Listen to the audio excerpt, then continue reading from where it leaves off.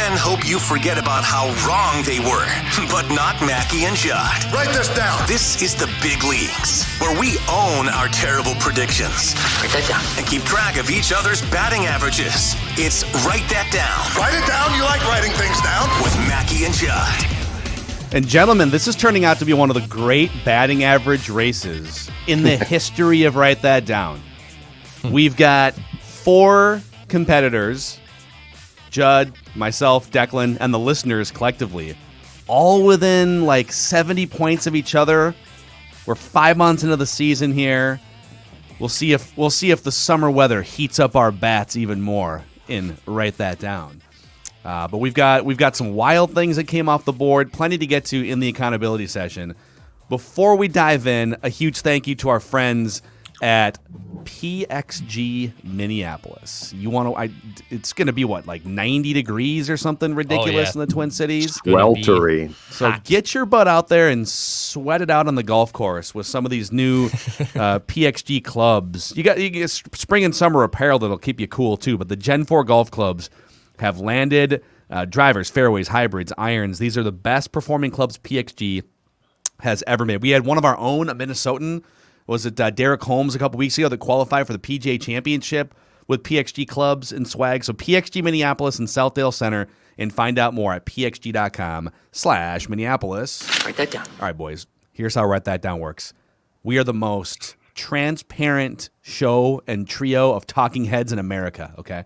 You're not going to get this level of accountability and transparency from the Stephen A's, from some of the local competition in the market. No, they make predictions and they just hope that people forget when they're wrong. Not the three of us. We celebrate our failures on this show. 3 predictions each week from everybody. They must be quantifiable. We keep track of batting averages and home runs. And if you want to be part of the action, like Matt is about to be here in a couple minutes, you can send a direct message to Phil Mackey, myself, or Declan Goff on Twitter or Instagram if you want to participate. So, boys, let's get into the accountability session here, shall we?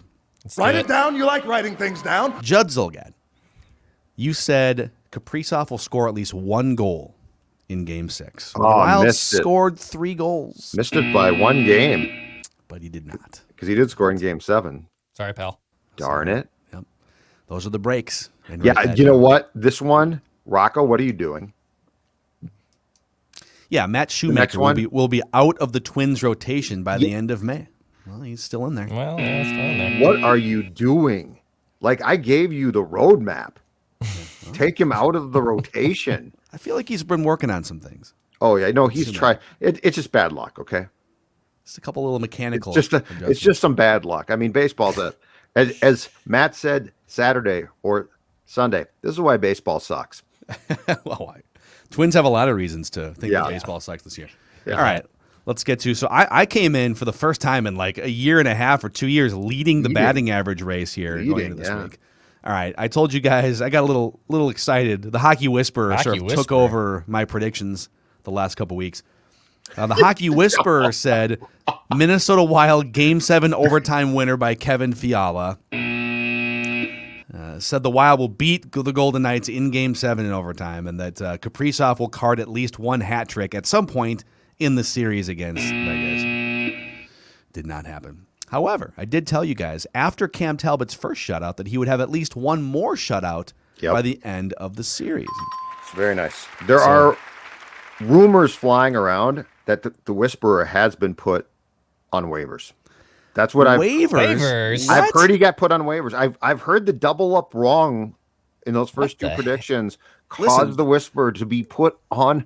You're trying to send him down. That's what I heard. Okay. No, here's the real story of what happened. Okay, let's go through the whole series. So the Whisperer told you, as you see here, the Whisperer told you Talbot would have another shutout. He was right about that. The Whisperer told you it was a 7-game series from the very beginning. It was okay, and so you might think that the Whisperer was calibrated incorrectly by not seeing correctly the outcome of Game 7. The way that the Whisperer sees it is sometimes these Minnesota sports teams can't live up to the pressure that the Hockey Whisperer puts on them, okay? It's not the Hockey Whisperer's fault. It's not the Whisperer's being shopped. It's not the Hockey Whisperer's fault that the Wild melted down under the bright lights in Game 7, okay? All right. It's on them.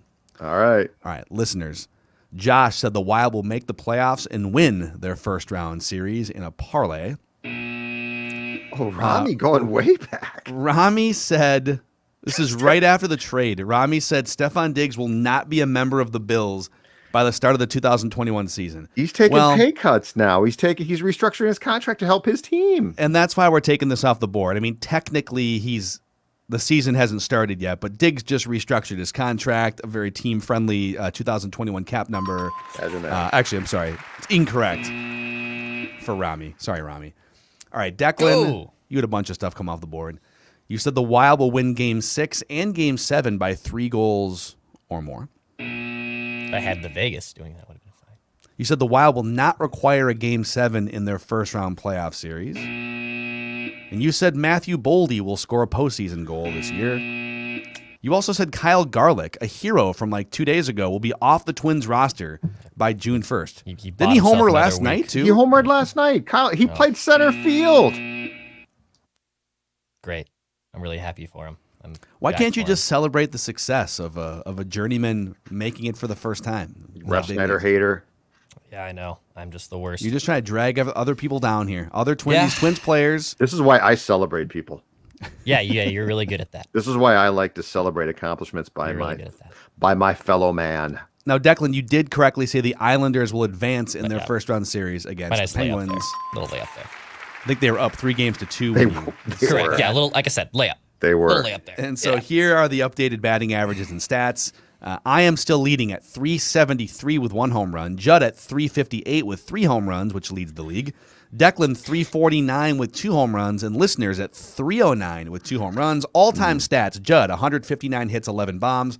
Me 131 hits, 11 bombs. Listeners 109 hits, 11 bombs. Declan 53 hits and 4 home runs. All right, boys, let's get our guy Matt into the mix here. He's going to be the guest listener predictor presented by Federated. Federated is here to offer peace of mind and risk management tools for those of you business owners in the state of Minnesota. They've been around for over 100 years. They've been protecting business owners since 1904 in Owatonna is where their headquarters are at. And you can find out more about how they can help your business at federatedinsurance.com. Remember, at Federated, it's our business to protect yours. Matt, what's going on, man? You ready to take some swings? Yes, sir, I am. A pleasure for you having me on today. I'm excited. I'm about to go 3 for 3. Love it. This is Matt's bravado. I like it. Matt's Write That Down debut here on behalf of listeners. And the way it works is we're all going to throw out 3 predictions, one at a time. We'll start with Matt, go to Judd, Declan, back to me. Phil, they must be quantifiable. All right, Matt, lead us off, sir. All right. I wanted to start with something that could be counted quickly for my first one. So tonight, Coach Tom Thibodeau and the New York Timberwolves Knicks will lose Game 5, and the Atlanta Hawks will move on to the next round. The Hawks have just been chirping the Knicks the entire series too. It's been a fun series. You know what this feels like, boys? This feels a lot like Tibbs's first Wolves team. Hey, we made the playoffs. This is great. Tibbs is going to be great, and then it disintegrates. Yep. Yeah, that's what I made that morning show appearance on ESPN Radio a couple weeks back, and Alan Hahn was the host filling in. He's a big Knicks fan. He's an ESPN New York guy, and they dropped me from the call. Like the appearance was over, but I could still hear them talking, and he sarcastically dunked on me after I was done. Said, "Oh, and by the way, thanks for Tom Thibodeau." All I wanted to say was, dude, give it one more year before you get cocky about that. Give it one. I know that you guys haven't done, and we're Wolves people talking, so it's a glass house. But you can't chirp if you're the Knicks about 1 year of Tom Thibodeau and Derrick Rose. I'm sorry. Write this down. All right, Judd, go ahead. Aaron Boone will be fired by the Yankees during this season. Wow. The Yankees are a weird. I thought you were already on the record with that prediction. They got swept by Detroit. I didn't think so. Somebody is. Really? Let me find it here. Might have been a guest. Now it's kind of coming back to me too. I think it might have been a guest that did it. Oh no, I think you're right. I don't think Judd has made this no. prediction yet. I found it. I did. Oh, you April did? 21st. Oh wow. My God, I fired him twice now. I have fired him twice now. So you can make the prediction if you add to it. Okay, add to it. Yes. He'll be fired by the Yankees during this season in the month of August. Oh wow, that's a home run if it happens. In the month of August. I can't. August, dude. August.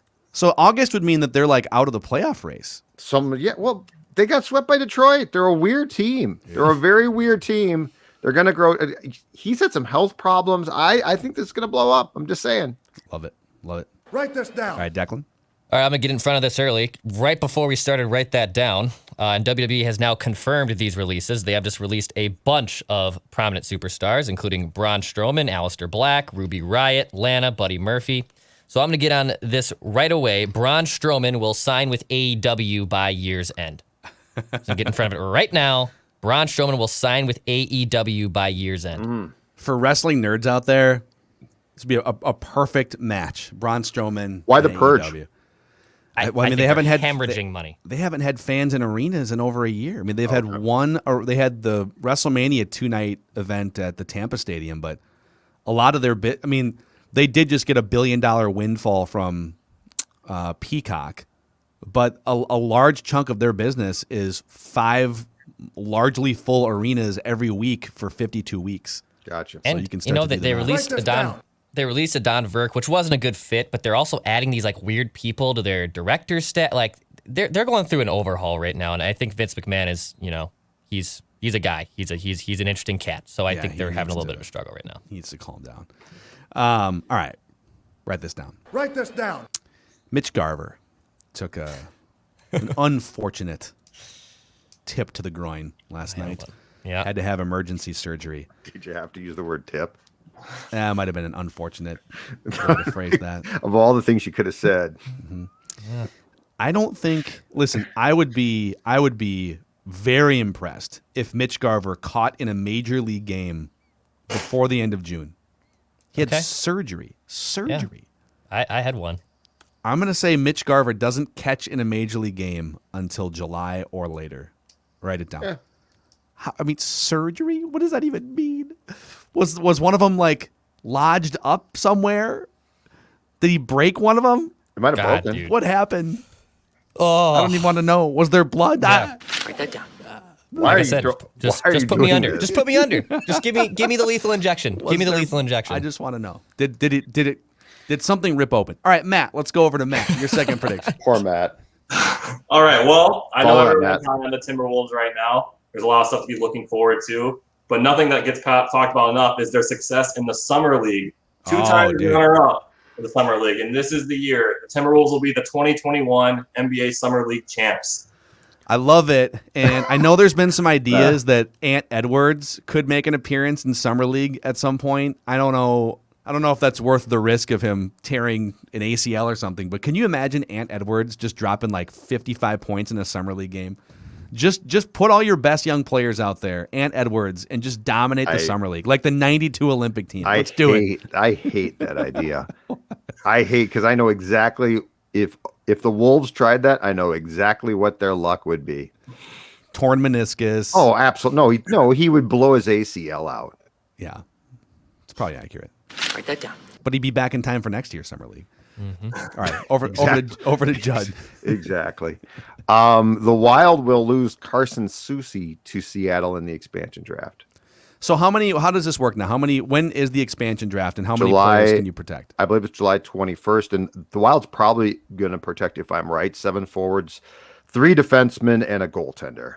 You could also protect flat out 8 skaters and a goalie, but I think they're going to go 7-3-1, and then Seattle takes 1 player from each team. Okay, be interesting. We'll see. Write that down. All right, back. All to right, I'm Declan. gonna get this wild prediction out there as well, and this is the first prediction that I don't want this to come true more than anything. I really don't. I don't want to be right on it, but I'm just gonna call the shot right now. Kevin Fiala will be traded by the Minnesota Wild this offseason. Oh, he's your guy, dude.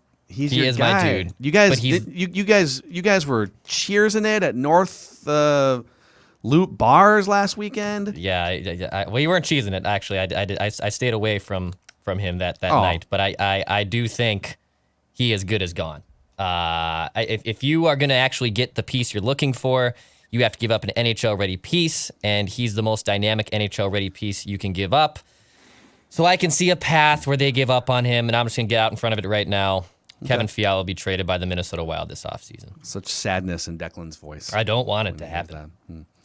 All right, since we're doing the Wild prediction thing here, write this down. Write that down. Despite all of the strife and I don't know if it was miscommunication or whatever it was between Zach Parise and the organization. The Wild will not find any suitors, no pun intended. Suitor, over to Parise. Back to suitor.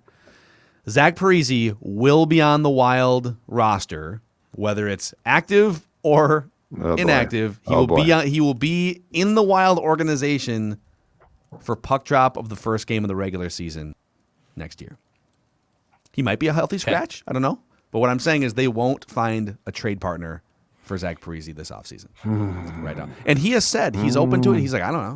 Yeah, I'm sure he No, did. those guys made it Sure weird. he is. Oh, I'm open to coming. I'd love to come back. I mean, it's all great here. No, I don't think he said it's all great. I think he's just like, I don't know. He's miserable. I'm He's fine miserable, with and that. I'm getting he paid wants $7.5 out. million This- for 4 more years. This show is here to tell you how guys really think, not what they say. That man is miserable. But how he really thinks doesn't guarantee that another team would be willing to give you something No. or take on his contract. I just or don't whatever. see So- how he can come back, because it would be a pain in the ass next season.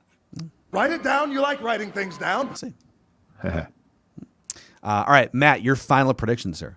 All right, my final prediction will be that Karl Anthony Towns will lead the Timberwolves to a top 10 seed in the West with an all NBA season in the books. Okay, so first team All NBA. I didn't. Any think of them. it'd be First, second, or third, either or. Any of the Okay. three. Okay. But then we I- will finish the top 10. I love how like my first reaction was, ooh, a play-in, as if like that's the bar right now for the Wolves, right? Can they just be the 10th team in the West and get into the play-in tournament? But here we are. Yeah. All right, great predictions, Matt. Since you've got this life-changing platform here now on Mackey and Judd, is there anyone you'd like to thank that got you to this point? Well, I think I first have to thank my parents for moving me from Iowa to Minnesota when I was in middle school, because look at all those professional sports teams I get to enjoy now. And then I have to give a shout out to my boys, my brother-in-law Hank, my boy Mr. Touchdown, Coach Jay, and Funky B for all talking sports with me all the time. Funky I don't know B, what I would yeah. do without them. Hank and Funky B, man. Mhm. Love those guys. Awesome. All right. Well, great work, Matt. We'll get you on again to make some predictions, and we'll log these and keep track of your stats, sir. All right. Thank you for having me, boys. I appreciate it. All right. Great stuff. thank from you, Write it down. You like writing Mr. things Matt. down? We'll go back to Judd here as we round out the final trip through the order. Okay, considering our discussion about the Wolves, I'm going to put this on the record right now. Within the next 2 years, there will be a report, credible report. So like Star Tribune, Pioneer Press, Athletic. So not just some like fly by night. There will be a credible report and or story that the Timberwolves' new ownership group is seeking a new arena. Okay. Okay. Yeah. That's fair. Next 2 years. I think that's Very optimistic. We're still in the air in 2 years. Yes, What if your like it, though. what if your Yes, it co-host is. reports it? What if your co-host reports it? that's well, depending on who your sources are, that might Depends be who your credible. sources are. Yeah, but I mean, if it's a credit, but if you've talked to people and I it's will credible, then it's a credible report. If just to verify, if I get it, I will tell you who my sources are so that you can know that you got the point. Okay, Okay. I'm putting my my bank on on Woj. I'm banking on Woj. Yeah, Woj or Shams. It Shams seems came out like- with Shams had a bomb this morning. So Danny Ainge? Danny Ainge Yeah. is leaving, and Brad Stevens is moving out from the coach's spot and into the PBO spot. Yes, Interesting. Write it down. You like writing things down? quickly. I wonder if that is why the Indiana job, which he was tied to a lot, and he came out and Steven said, "I'm not going to take that job. I'm staying here." Blah. He must have known that they were going to do this. Yeah, Like there was. that- I think that must have been the known part of this entire equation. wasn't the North Carolina college job also. There was another college basketball job that was Indiana was definitely a big one, and I think Okay. a lot of people assumed that he was going there, and he came out and shot that down immediately. It must have been because of this. Yeah, interesting. Good for him. All right, Declan, your final prediction of the week. All right, my last one. It is now the summer of the Los Lynx. So I have my new Los Lynx gear that I got in the mail yesterday. Boy, nice. So I'm going to go with the Lynx prediction here. The Are Lynx. they still winless? No, No. they have one win. Okay. They beat They have Connecticut one win. on Sunday. They have Atlanta for the next 2, and then I believe they're back home. But the Lynx will win 2 of their next 3 games. So I will say the Lynx will win 2 of their next 3 games. All right. I believe they play Friday, Sunday, and Tuesday. coming up. So the Lynx will win 2 of their next 3 games. Write that down. Write this down. You know, I like your wrestling predictions so much. I know some people hate when we do wrestling predictions, namely Judd. No, on I the don't. Show. I But just don't know what they mean. I'm going to go a step further here. Not only will Braun Strowman sign with AEW, Braun Strowman will become the AEW World Champion by the end of the calendar year. Write this down. Braun Strowman will become the AEW World Champion by the end of the Write this calendar down. year. And those are your write that down predictions here, Mackey and Judd. We are the most transparent and accountable show in all of sports media, not just Minnesota sports media, but all of sports media. You can find us every Wednesday making predictions and holding each other accountable. Like both Russia, too? here on Mackey and Judd. Sweden? Yeah, seriously, all across the world. Norway, Finland, you name it. We also do a football version of this on Purple Daily Antarctica? every single week. Antarctica's actually been they've been holding each other pretty accountable. I've heard they hold themselves very accountable in Antarctica. They do. Boys, before we go away here, Oh, yeah. for the episode, Gonna win, Twins. We're gonna score. Who We're knows? gonna win, Twins. What's Judd's the got final some- score? Judd's got some interesting middle of the order statistics that we're Yeah. going to get to, but I did find it funny that, God dang it, I will say Bally Sports North's Twitter account has been on point with some funny tweets here and there. It always makes me laugh when the Twins get beat or smoked, and it's like, it is what it is, you know? They got smoked, whatever, right?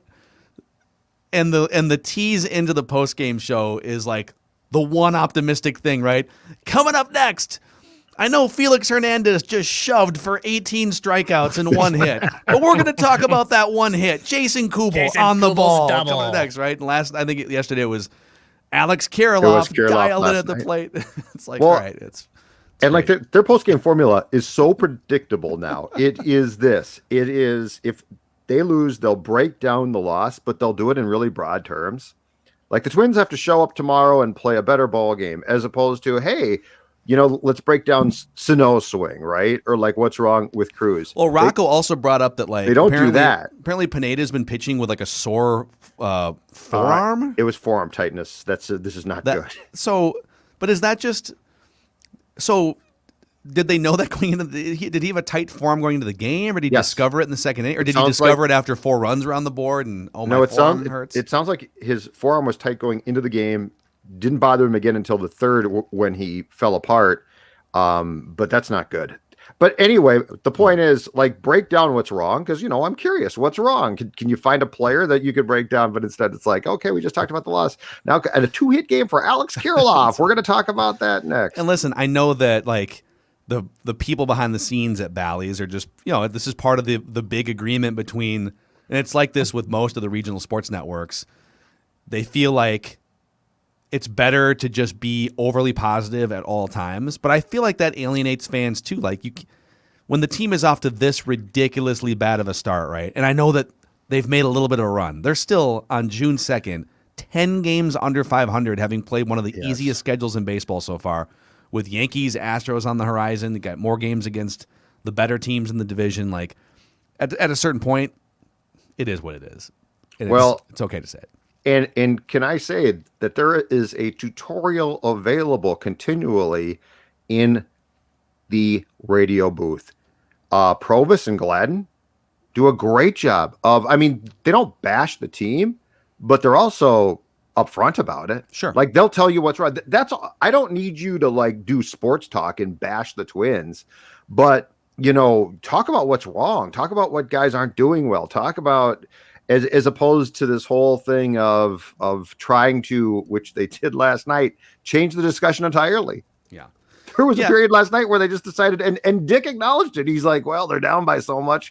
I've changed the discussion. Well, can we go through like some things that Gladden is really good because my favorite thing about guys like Gladden are he can't hide his disgust. So he can't do it. So he gets so mad and annoyed that he is going to tell you, and he's doing it because he's a fan. But I'm fine with that. Yeah.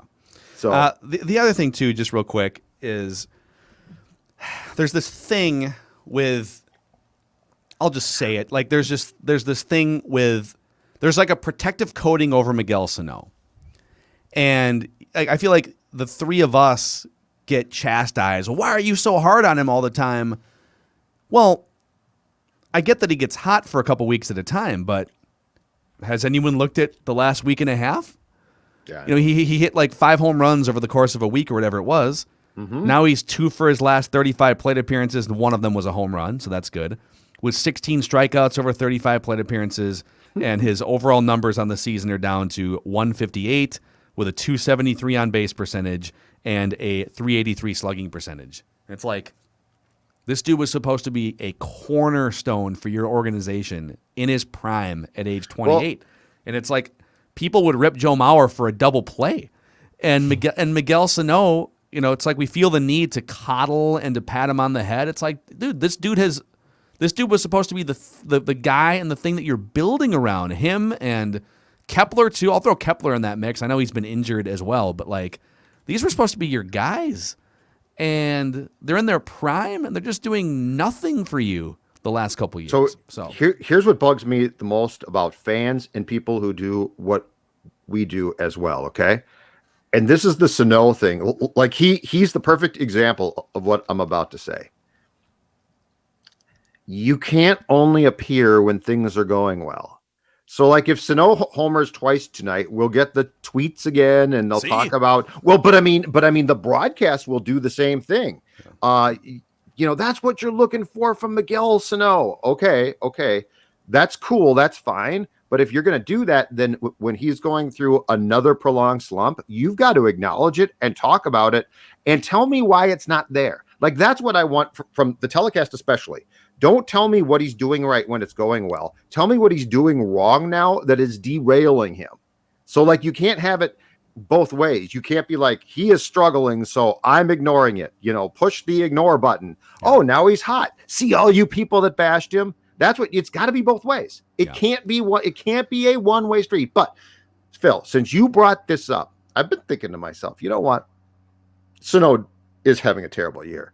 But beyond that, I don't think we're parceling out the blame package enough. You know what? Mm-hmm. It's Christmas, and I've got all of these toys. I am the baseball Santa Claus of bad news, and I've got all these toys, and I've only been taking Cole to one kid's house, and that's not fair of me.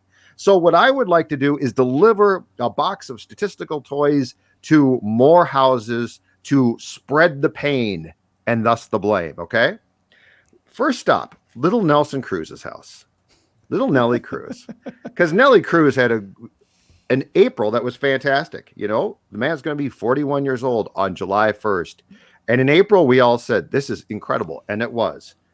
Slash line in 23 games in April. 329, 379, 658. 7 home runs, 19 RBIs, 6 walks, 15 strikeouts. Hell of a month for Nelson Cruz. But you said the key thing. He's going to be 41. At some point, other guys were supposed to take over the core of this lineup, and he was not.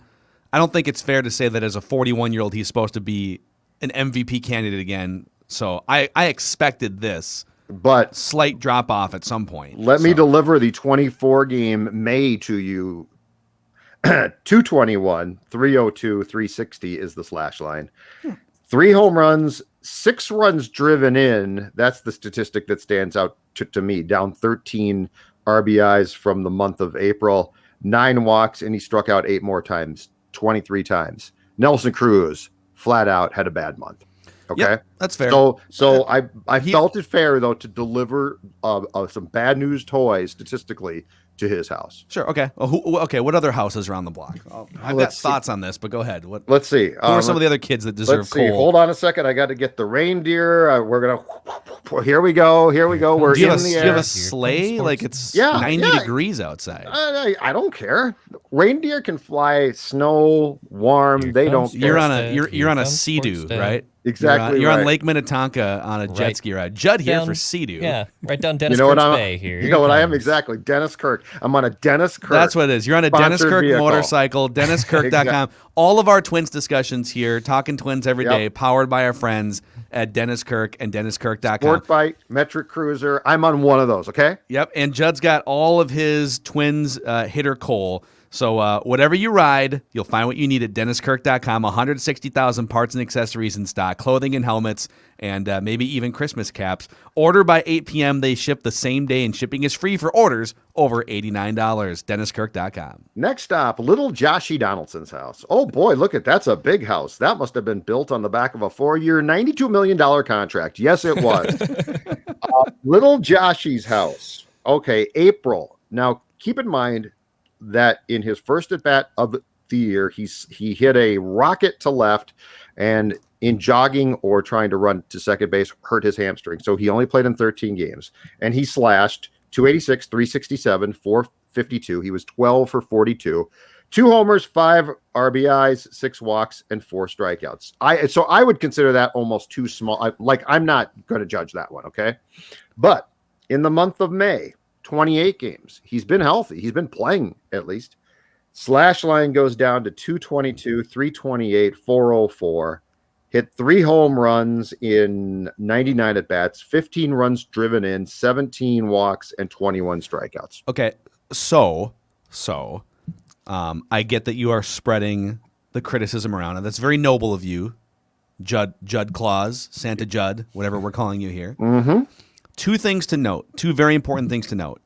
Number 1, offense across the league is ridiculously down. I mean, they have overcorrected. I think pitchers have corrected. You've got pitchers using more substances now. They've brought the ball back to normal, and so all these factors are putting all this offense we saw 2 years ago in the Bomba squad is shifting over to one of the great pitching seasons we've seen in our lifetimes, right? Yes. So if you go off of just like a league average OPS plus is OPS above or below average. A 100 OPS plus is a league average OPS. Anything above 100 is above, anything below is above average, anything below. So on the season, Nelson Cruz, despite struggling recently, has a 144 OPS plus. So his OPS is 44% better than the league average OPS. Josh Donaldson, even though he's not been the same guy and he's struggled recently in May, whatever, 117 OPS plus, so 17% above average. Miguel Sano, Jorge Polanco, Max Kepler, actually Kepler's about average, but Miguel Sano in his prime, 87, 13% below average. Jorge Polanco in his prime, 96, 4% below average. So they've got some guys in their prime. Like I think I saw like Dan Hayes from The Athletic was wondering, like he's been criticizing Josh Donaldson on Twitter, and I've noticed like he doesn't really criticize Miguel Sano. We got into a little back and forth on Twitter, and I think in his mind he's trying to spread around the criticism too. It's not just one guy. Mm-hmm. And my retort, and that's fair, like that's totally fair. But my retort to that and to what you just said is, okay, but if you're in your prime and you've been expected to carry this team, and we've got one guy who's 36, yeah, he signed a big contract. He's a former MVP. Nelson Cruz has hit at an MVP level before. You know, okay, those guys get a little bit more of a free pass, and they're also better this year than a couple guys who are in there. Oh, Sano's been awful. So, yeah. The so, Donaldson one disappoints me. So far, that contract's been a complete bust. Like he's been hurt or he's not been performing to what he should be. Your Cruz point, I agree with. 41 July 1st. He's at some point in time, the cliff is just going to come. Donaldson, though, is the cautionary tale of why you don't sign these type of contracts. And again, just like Parise and Suter back in the day, we, including me, were all excited. But yeah, the Donaldson one disappoints me. And the fact is that there has been a lot of blame to go around. But yeah, Miguel Sano is a complete bust. I mean, Miguel Sano in May, 190, 261, 476, 7 home runs. He drove in 18 runs. That was from April. 111, 310, 244 was his slash line. 2 home runs, 4 runs driven in. He struck out 20 times in the month of April, 38 times in May. There is no question. But I keep saying this. He's pretty much unplayable. Like Donaldson, you want more from because he needs to play and he should play. One more thought on Donaldson too is like you're seeing it the last couple of games. He's a brilliant counter adjuster hitter. Pitchers figure out what to do. He's studious. He understands what pitchers are trying to do, and so he will change his approach And if it means having to settle for singles and doubles instead of swinging for the fences, like you'll see, he's a very nuanced hitter, even though he's launch angle guy, right? Mm-hmm. Miguel Sano, it just kind of feels like there's like 1.5 gears. Like there's pull the ball as far as you can, and then once in a while for like a week and a half, he'll be like up the middle right field guy. But he's never gonna just like for 2 weeks, he's never gonna say, all right, I need to just scale it back here. I'm just gonna drive the ball to the right center field gap and hit singles for 2 weeks to get this thing back on track. He doesn't have that gear. He can't adjust. He got hot for that brief period of time. I think it was shortly after he showed up in Nelson Cruz's garage, and they had a tutorial. Yeah. And I think Cruz helped him adjust something, and so he adjusted that. Here's the problem, though: it's the big leagues. They readjust to you almost instantly, and he can't do it. He just can't. The Donaldson comp that I would draw that I am seeing is I think he might be Parise. He's mid-30s. I think he works hard. Like, again, this is a guy I would never question how hard he works or his desire to succeed. But the way that he's played third base, which has not been great at times, like for him, he's made a lot of bad plays. I think he might be breaking down. Yeah. And he's trying to play through it, and Zach is too. But I mean, you get to a point where if you continue to play as hard as you possibly can, and your body is starting to give out, there's not a lot that you can do about that. Yeah. Well, We're gonna win, Twins. We're gonna score. And We're gonna Godspeed, Mitch Garver. yeah. Oh. Yeah, dude. Godspeed, God, Mitch. I'm serious, man. He's a good guy. He's a good cat. I feel bad. I feel awful for him. He's I'm not also kidding. you know, he's been hitting pretty well this year. He's been one of their better hitters. Yeah, he's been back a little bit. I'm not kidding. If the lethal injection's an option, I might take it. Hey guys, I might take it. I'm ready to come back in as a designated Hey hitter. guys, Declan Goff, executive producer here. My voice is even higher now. Yeah, everybody. it would be. Is that a special? I don't mean this to be a joke. Is that a special surgeon? I would hope. I would hope it. I would hope so. I would Like, hope they what's have a your- little experience. Like, what's with your the degree? incision. Like, what's your doctorate in? I mean, are you a urologist? That's what I'm asking. Oh man, Like, it can't just be I'd have some questions. general for sure. surgeon guy, right? Yeah. No. Hey, I just got done with a lung transplant. What's this? All right, gonna need you to close your eyes and squeeze as hard as you can. Urologist. All right, we're gonna Urologist. count down. Okay, confirmed so on the Google machine, which does not lie. so you have to a call him urologist. in. You have to call in from his palatial estate in Townsend. Has to drive in the Corvette to perform the surgery. If I'm a urologist in that spot, I'm always snapping the glove. Right. All right, here we go. Oh God. All right, we gotta go. Oh, yeah, we gotta go. proctologist is where you Right, no. snap the glove. The Show's whole over. thing. Goodbye. Okay. Oh, we'll just wait till we talk to Pat. Goodbye. Goodbye.